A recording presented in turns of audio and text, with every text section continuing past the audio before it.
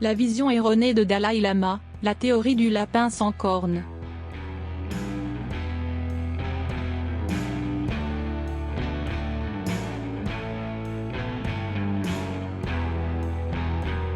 L'idée principale du Dalai Lama venait de son interprétation de la théorie de la vacuité. Cette théorie est également connue comme le lapin sans cornes. Elle a été mentionnée dans l'ancien sutra Lankavatara, où il est expliqué, par exemple, pourquoi la tête de la vache a 2 cornes. Si bien que, lorsque tu vois la tête d'un lapin, il est possible de penser que le lapin n'a pas de cornes, parce qu'il voit que la tête du lapin n'en possède pas. Autrement dit, l'idée du lapin sans cornes vient de l'idée que la vache a des cornes. De même dans l'idée que tous les phénomènes sont vides, que le monde est vide, l'idée de ce monde vide vient de l'analogie avec un monde qui existerait vraiment. Maintenant qu'on sait que ce monde est une illusion, on n'aurait jamais l'idée que ce monde soit vide. Ainsi, l'idée que tous les phénomènes sont vides est une illusion. Le lamaïsme tibétain fait erreur. On peut citer l'école Madhyamaka Prasanjika, à laquelle se rattache le Dalai Lama qui a affirmé que tous les phénomènes sont vides et que cela est le vrai prajna, la sagesse. Certaines personnes confirment la théorie du lapin sans cornes, et pour eux cette théorie est la vraie théorie.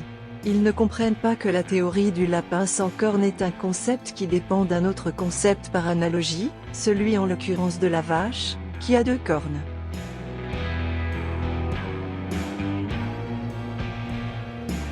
Dans les 5 agrégats, les 12 entrées et les 18 éléments, il n'y a pas de présence du moi.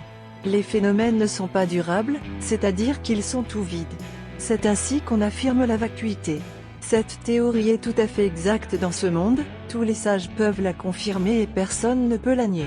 Cependant, dans l'enseignement du Bouddha, c'est une idée fausse, ce n'est pas du tout le chemin du milieu, le concept du chemin du milieu est une réalité, c'est-à-dire que ce chemin n'est pas vacuité. Celui qui n'a pas encore atteint la vraie prajna, sagesse, s'il entend le Dalai Lama parler de cette théorie du lapin sans cornes, n'aura pas moyen de la réfuter. Nous savons tous en effet que le lapin n'a pas de cornes. Tout le monde peut le dire, personne ne peut le nier. Même un ara ne peut pas affirmer le contraire. Cependant, ceux qui ont la vraie sagesse, prajna, comme les bodhisattvas et le Bouddha, peuvent rejeter cette théorie.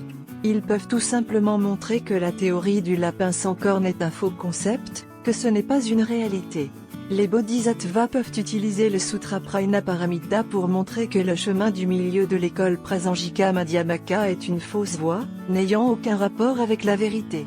Ils peuvent citer le cœur sans y penser, le cœur qui n'a pas de fonctionnalité du cœur, le cœur du bodhisattva, le cœur vivant hors de la présence, le cœur sans image, ni de la pensée pour illustrer que le bodhisattva, mais en fait, la manifestation de ce cœur montre que tous les phénomènes sont vides, c'est-à-dire des phénomènes sans présence du moi, sans présence des gens, que toutes choses sont impermanentes.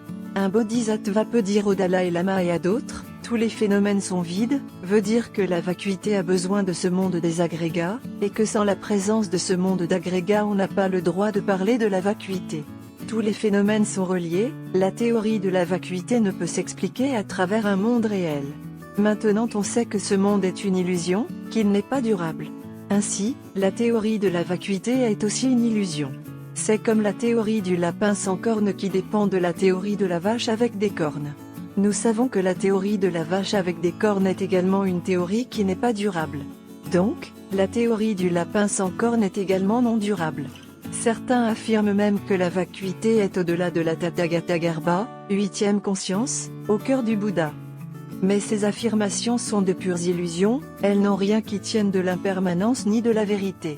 La vacuité est une théorie qui ne tient pas la route. Ce n'est pas, quoi qu'il en soit, le vrai dharma, ni le véritable enseignement du Bouddha. Le bodhisattva peut par conséquent rejeter cette théorie de la vacuité, qui pour lui serait une théorie sans cause, et montrer qu'elle n'est pas fiable.